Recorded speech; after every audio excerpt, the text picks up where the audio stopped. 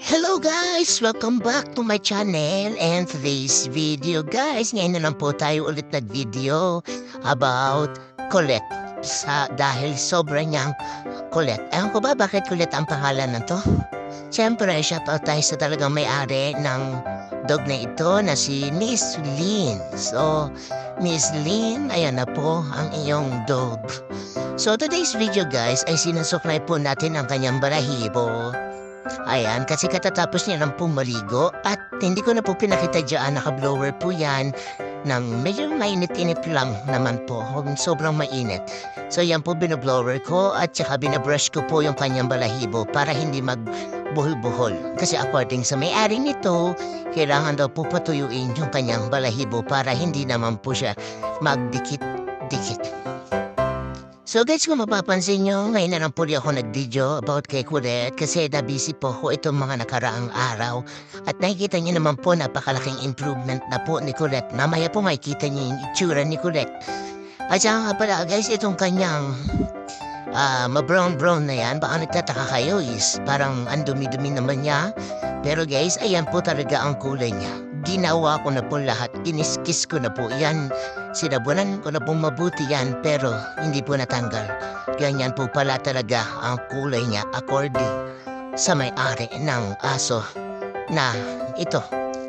Buti pa tong aso na ito ay nakaligo na. So ako susunod na ako maligo. At hindi na ako mag-blower.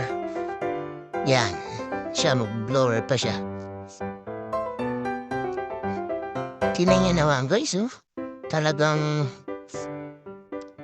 ba't kasi kulit ang ano nito kaya makulit? Bait na lang kaya?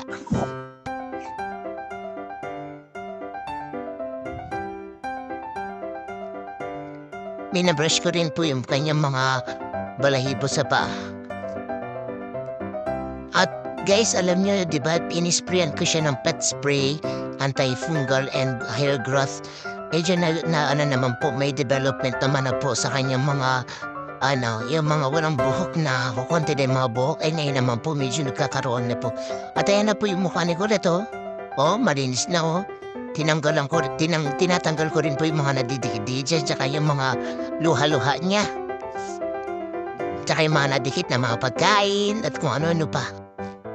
Sinasama ko po yan sa pagliligo ni Colette.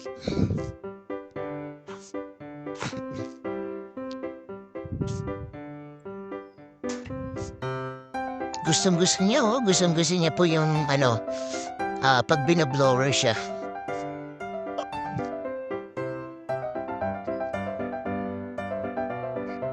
Colette mo, ay, babalik na ata sa loob. Ayan, binalik ko na po siya sa loob. Kasi guys, pagkatapos maligo, ayan, ibinabalik ko talaga siya sa kulungan niya. Kasi minsan po, takbo yan, ikot ng ikot. Pati po yung balahibo niya ay dinadahit niya sa semento. Kaya yan, natudumihan siya. Pero ngayon, after niya maligo, ganyan po yan, yun mo na yan papalabasin. So, ayan na Colette, sa mga fans mo. O, say hi ka muna sa mga fans mo. O, diba? Gusto pang lumabas, mamaya na. Mamaya ka na lumabas. Para liligo mo lang, ipapagurin mo naman ako.